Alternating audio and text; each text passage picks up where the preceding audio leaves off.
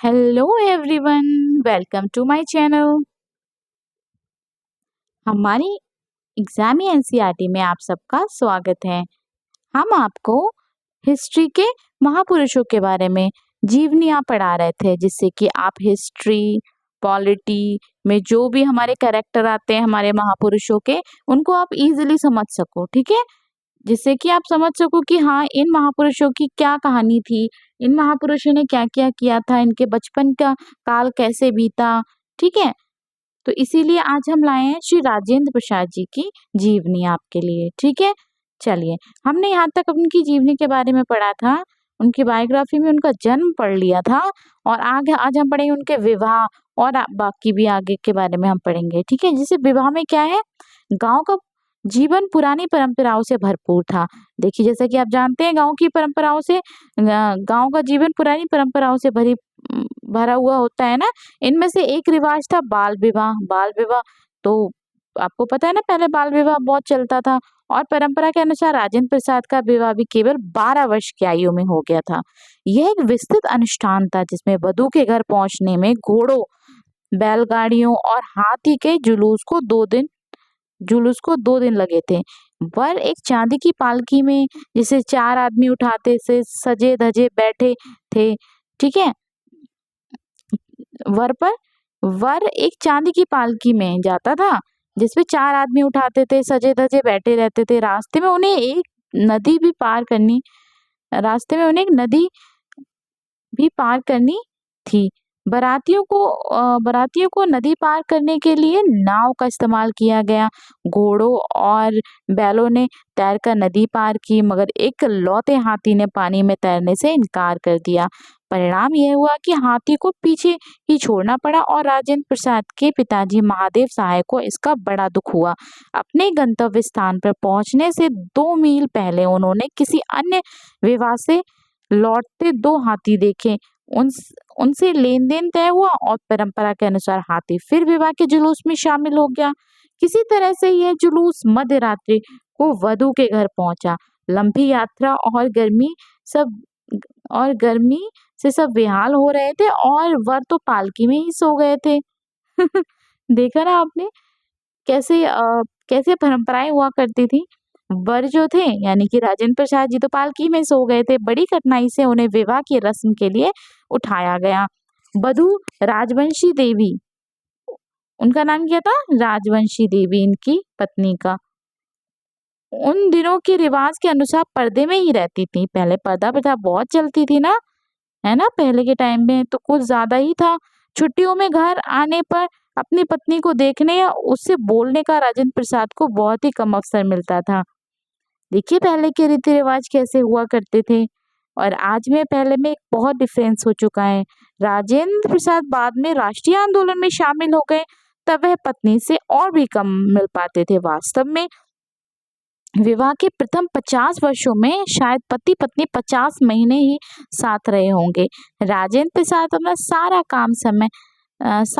समय काम में बिताते, और पत्नी बच्चों के साथ जीरा देयू गांव में परिवार के अन्य सदस्यों के साथ रहती थी।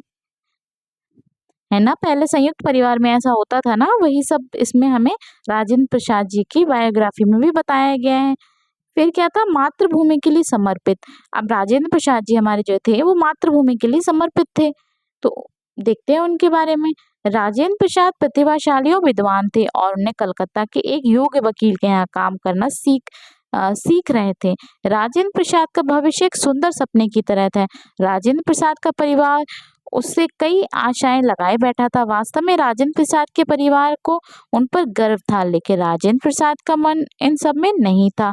राजेंद्र प्रसाद केवल धन और सुविधाएं पाने के लिए आगे पढ़ना नहीं चाहते थे। एकाएक राजेंद्र प्रसाद की दृष्टि में इन चीजों का कोई मूल्य नहीं रह गया था। राष्ट्रीय नेता गोखले के शब्द राजेंद्र प्रसाद के कानों में बार बार गूंज उठते थे। राजेंद्र प्रसाद की मातृभूमि विदेश शासन में जकड़ी हुई थी। राजेंद्र प्रसाद उसकी पुकार को कैसे अनसुनी कर सकते थे। राजेंद्र प्रसाद यह भी जानते थे कि एक तरफ देश और दूसरी ओर परिवार की निष्ठा उन्हें भिन्न भिन्न दिशाओं में खींच रही थी। राजेंद्र प्रसाद का परिवार यह नहीं चाहता था कि वे अपना कार्य छोड़कर राष्ट्रीय आंदोलन में भाग लें, क्योंकि उनके लिए पूरे समर्पण की आवश्यकता होती है ना? उसके लिए क्या होता है, पूरे समर्पण की आवश्यकता होती है। राजेंद्र प्रसाद को अपना रास्ता स्वयं चुनना पड़ा। यह उलझन मानो कि उनकी आत्मा को झकझोर रही थी। राजेंद्र प्रसाद ने रात खत्म होते-होते मन कुछ तय कर लिया था। राजेंद्र प्रसाद स्वार्थी बनकर अपने परिवार को संभालने का पूरा भार अपने बड़े भाई पर नहीं डाल सकते थे। राजेंद्र प्रसाद के पिता का देहांत हो चुका था। राजेंद्र प्रसाद के बड़े भाई ने पिता का स्थान लेकर उनका मार्गदर्शन किया था और उच्च आदर्शों की प्रेरणा दी थी। राजेंद्र प्रसाद उन्हें अकेला कैसे छोड़ सकते थे? अगले दिन ही उन्होंने अपने भाई को पत्र लिखा, मैंने सदा आपका आपका कहना माना और यदि ईश्वर ने चाहा तो सदा ऐसा ही होगा। दिल में यह शपथ लेते हुए अपने परिवार और दुख नहीं देंगे उन्होंने लिखा।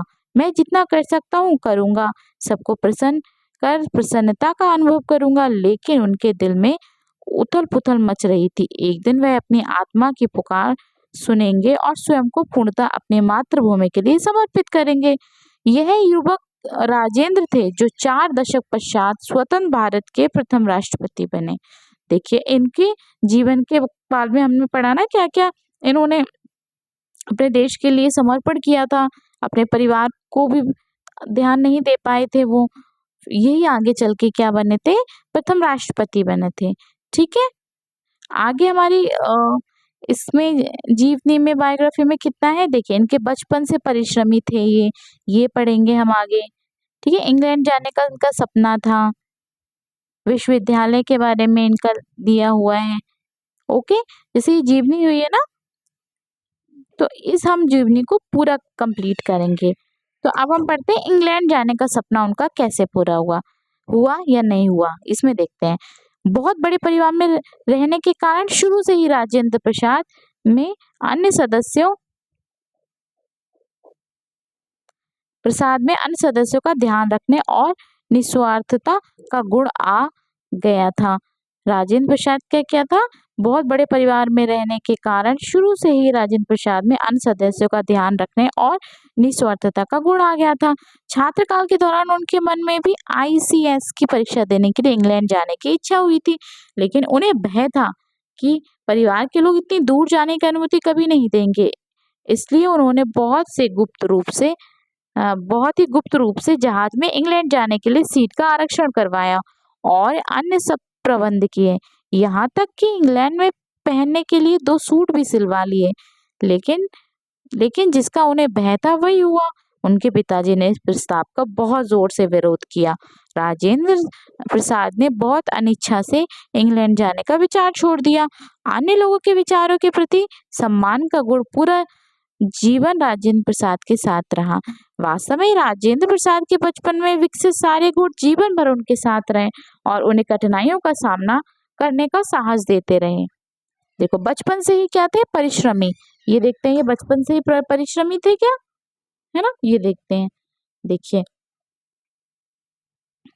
स्कूल के दिन परिश्रम और मौज मस्ती का मिश्रण थे। स्कूल के टाइम पे परिश्रम भी करते थे, मौज मस्ती भी करते थे। इन दिनों में यह परंपरा थी कि शिक्षा का आरंभ फारसी की शिक्षा से किया जाता था, फारसी की शिक्षा। ठीक है, राजेंद्र प्रसाद 5 या 6 वर्ष के रहे होंगे तब उन्हें उनके 2 चचेरे भाइयों और एक मौलवी साहब पढ़ाने के लिए आने लगे। शिक्षा आरंभ करने वाले दिन पैसे और मिठाई बांटी जाती थी। ठीक है, जिस दिन शिक्षा आरंभ होती थी उस दिन क्या होता था, पैसे और मिठाई बांटी जाती थी। लड़कों ने अपने अच्छे स्वभाव वाले मौलवी साहब के साथ शैतानियां भी की, मगर मेहनत भी कसकर की। वे सुबह बड़ी जल्दी उठकर कक्षा के कमरे में पढ़ने के लिए बैठ जाते थे। यह सिलसिला काफी देर तक चलता रहा और बीच में उन्हें खाने और आराम करने की छुट्टी मिलती थी। वास्तव में ये कल्पना भी नहीं की जा सकती कि इतने छोटे बच्चे बहुत देर तक ध्यान लगाकर पढ़ाई कर सकें।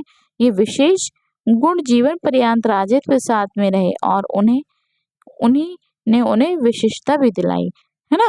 इसमें दिया है कि कुछ ऐसे उनके अंदर गुण थे जो वास्तव में बच्चों में नहीं होते हैं।